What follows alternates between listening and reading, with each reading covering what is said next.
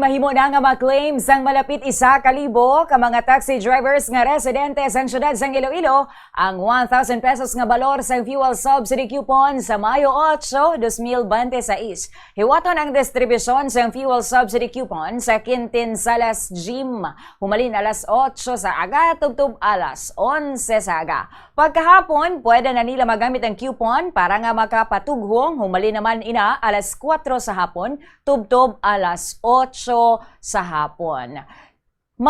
Nabutang naman sa coupon nga ihatag sa driver kung sa diin sila mahimo makapatugong. Matandaan nga sang nagligad nga bulan, nakapanghatag naman sa mga TODA members amo man sa mga public utility jeepneys. May palaabuton pa nga fuel subsidy ang transport sector sa bunga bulan. Yari si Joy Van Telaga Gorzal, spokesperson ni Iloilo City Mayor Raisa Trañas.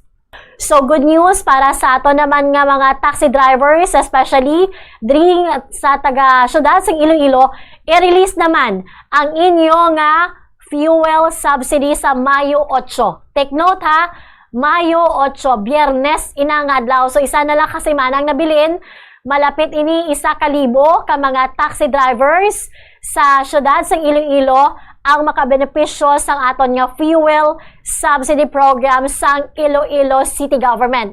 Take note ha, ini ha, pondo sang Iloilo City Government. Gaya na priority gini sang aton nga alkalde, Mayor Raisa Trañas para matalaptapan no, ang aton sini nga mga transport sector.